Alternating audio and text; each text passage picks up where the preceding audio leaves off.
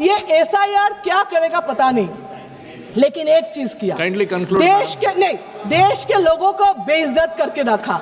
एक 80 साल के बुढ़े आके पूछे, बेटा देखो बेटा, मेरा नाम, मेरा बाप दादा यहाँ पे थे, मैं भी यहाँ पे जन्म लिया, मेरा 2 जनरेशन भी यहाँ पे है, फिर भी बेटा देखो तो मेरा नाम है कि नहीं, मैं नागरिक हूं कि नहीं, मेरा बाप दादा शहीद हुए थे इस देश के लिए, देखो ना बेटा उसका नाम कहीं पे है कि नहीं। ये जो शर्म की बात है, ये शर्म देश कभी पहले देखा नहीं था। आप बताएं, इलेक्शन कमीशन ने वो जो 3 बातें थी ना, गलत बात नहीं सुनेंगे, गलत बात नहीं देखेंगे, गलत बात नहीं करेंगे, इसका नया फॉर्मेट लिया। क्या अपोजिशन जो भी करे उसको नहीं सुनेंगे, अरे वोट चोरी हो रहे नहीं देखेंगे, आप कुछ बोलो क्यों न्यूट्रल नहीं हो वो नहीं सुनेंगे। एक्चुअली ये जो बोल रहे हैं न्यूट्रल, उनका इलेक्शन कमीशन का पावर है, नहीं तो पूछ रही हूँ, वो तो कोई धन्यवाद कोई पार्टी के लिए तो नहीं है ना। इलेक्शन कमीशन किसका बॉन्ड, इलेक्शन कमीशन किसी का बॉन्ड लेबर तो नहीं है। इलेक्शन कमीशन कोई पार्टी को जिताने के लिए, हराने के लिए शपथ तो नहीं लेते, ऑफिशियली अनऑफिशियली पता नहीं है। आप लोग बोल रहे हो जे, फिर भी इलेक्शन कमीशन के ऊपर दाग इतना क्यों लग रहे, क्यों क्वेश्चन मार्क आ रहे, ये तो आप बताओ। आप बिहार को बोल रहे हो जीते हैं, कोई बोल रहे जीते हैं, कोई बोल रहे लूटे हैं, पता नहीं लूट कर जीते हैं कि नहीं, लेकिन ये बता रही हूँ बंगाल में आप वो कर नहीं सकते। आप बोल रहे हो ना सर है, आप देख लेना। Dimple Yadav madam, Shrimati Dimple Yadav madam, no I have given you a lot of time, and before Shrimati Dimple Yadav madam starts speaking, so she's concluding.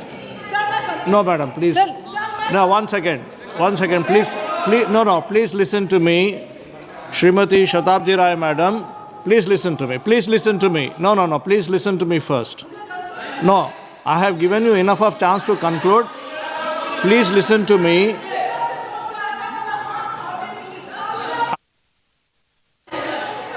I will give you ample time to conclude, but listen to me first. Please listen to me. Please listen. No, it doesn't go that. It will not go that way. Please listen to me what I am saying. Please listen. While you were speaking into the mic during your speech, you said 3 times to Honorable MP Mr. Khan, which is not correct, and that should be deleted. And you have 30 seconds to conclude, madam. Please go ahead. अभी बोले BJP जितना भी sir बोल के चीखे waste Bengal में, वहां पे भी मैडम ममता बनर्जी है, फिर से आप हारेंगे। सर भी मैडम के सामने कुछ नहीं कर पाएंगे, ये देख लेना। Thank you sir. हम जनता के प्रतिनिधि हैं, हम यहाँ पर उनकी आवाज लेकर आते हैं, हम कुछ सीखने आते हैं, हम नए सांसद हैं। इन्होंने संसद अगर पिछले 2-3 दिन को छोड़ा जाए तो साल पर शायद ही थोड़ा चलने दिया है। SIR कर करके इन्होंने यहाँ पे तमाशे किए, लेकिन अब जब इनको बोलने की बारी आई SIR पे, तो अध्यक्ष महोदय जी, हम देख रहे हैं कि कल leader of opposition Rahul Gandhi ji ने, मुझे लगा क्या खुलासा होगा, हम भी बड़े उत्सुक थे, सारी साल हमने एक ही शब्द सुना है, अब ये क्या ग्रैंड रेवलेशन होगी। लेकिन राहुल गांधी जी जो लीडर ऑफ ऑपोजिशन है, उन्होंने कल जब कहा खादी है, खादी में धागे हैं, धागे में लोग हैं, लोगों के अंदर, उनको जब कहा गया कि आप पॉइंट की बात कीजिए, तो उन्होंने कहा कि मैं अपना फ्रेम कर रहा हूं, मैं अपना आर्ग्यूमेंट फ्रेम कर रहा हूं। और इतनी देर बाद जब वो फ्रेम करके पहुंचे, तो ले देकर वो वापस उसी अंतर्राष्ट्रीय मूल की महिला, अध्यक्ष जी, मैं एक महिला होने के नाते आपसे रिक्वेस्ट करना चाहती हूं कि every woman is entitled to her dignity. वो अंतर्राष्ट्रीय मूल की है, विदेशी महिला है, लेकिन उन्होंने कितनी बार आकर उन्होंने सोशल मीडिया पे कहा है कि मैं कभी भारत नहीं गई हूं, मेरा हरियाणा चुनाव से कुछ लेना देना नहीं है। लेकिन फिर भी ये लोगों ने बिना किसी ठोस सबूत के उनका यहाँ पे फोटो बना के उन्होंने उनको उछाला, यहाँ पे उनकी तस्वीर उछाली यहाँ पर और यहाँ पर प्लेक कार्ड यूज करना भी अलाउ नहीं है। इन्होंने फिर भी नियमों का उल्लंघन किया। मैं चाहती हूं सबसे पहले तो मैं इस सदन की तरफ से उन महिला से बहुत ही माफी मांगती हूं कि इस सदन में बिना कि उनकी आजकल जो पर्सनैलिटी राइट्स का भी एक बहुत बड़ा क्राइम होता है, उसके उपरांत उनका फोटो यहाँ यूज किया गया, मुझे बहुत खेद है। भारतीय संसद भवन की तरफ से हम उनसे माफी मांगते हैं। और ये देखिए, महिलाओं का हमेशा ये अपमान करते हैं, लेकिन हमारे प्रधानमंत्री चाहे बेटी बचाओ बेटी पढ़ाओ हो, महिलाओं को शौचालय देने से लेकर, महिलाओं को गैस देने से लेकर, महिलाओं को जो है वो छात्रवृत्ति न जाने कितनी ऐसी योजनाएं हैं।